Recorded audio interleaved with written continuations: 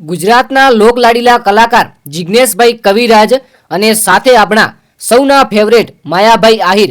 હા મિત્રો, તમે વિડીયોની અંદર જોઈ લો, તમને માયાભાઈ આહિરનો સરસ મજાનો ડાન્સ બતાવું છું.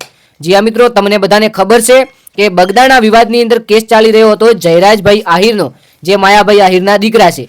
હવે મિત્રો, ગઈકાલે સૌથી મોટા સમાચાર આવ્યા હતા કે માયાભાઈ આહિરના દીકરા જેલમાંથી મુક્ત થયા છે, એટલે કે છોડી દીધા છે. ત્યારે મિત્રો, માયાભાઈ આહિરનો આ વિડીયો ખૂબ વાયરલ થઈ રહ્યો છે અને એવું કહેવામાં આવ્યું છે કે માયાભાઈ આહિર પણ ખૂબ ખુશ છે અને તેમણે જે ડાન્સ કર્યો છે એ ડાન્સ જોઈને તો ભલભલા લોકો કહે છે કે વાહ ભાઈ વાહ, આહિરના દીકરાનો વટ પડી રહ્યો છે એવો ડાન્સ કર્યો છે. મિત્રો, બગદાણા કેસને લગભગ 1 મહિનો થઈ ગયો અને આ વિવાદ ખૂબ જ ચાલ્યો હતો સોશિયલ મીડિયાની અંદર અને હકીકતમાં પણ. પરંતુ હવે મિત્રો, જિગ્નેશભાઈ કવિરાજ અને માયાભાઈ આહિરનો સરસ મજાનો મિત્રો ડાન્સ જોઈ લો. માયાભાઈ આહિર કેટલા ખુશ દેખાઈ રહ્યા છે.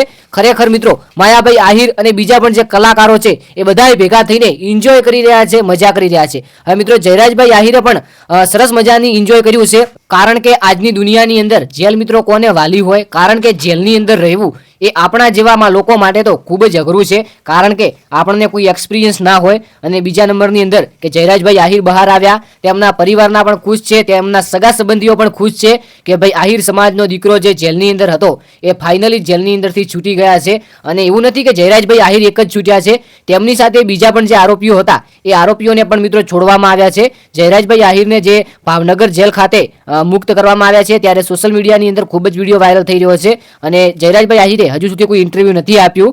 આપશે ઇન્ટરવ્યૂ એટલે આપણે સૌ પ્રથમ શું વાત કરી છે એ આ ચેનલની અંદર મૂકવાની કોશિશ કરીશું. તો ચેનલને સબસ્ક્રાઇબ કરી વિડીયોને એક લાઇક કરી લેજો. આ વિડીયો ફક્ત ઇન્ફોર્મેશન માટે હતો. આપણે મળીએ જોરદાર નવા વિડીયો સાથે. ત્યાં સુધી આપ સર્વે મિત્રોનો દિલથી ખૂબ ખૂબ આભાર. જય ગોગા મહારાજ, જય વડવાળા, જય દ્વારકાધીશ.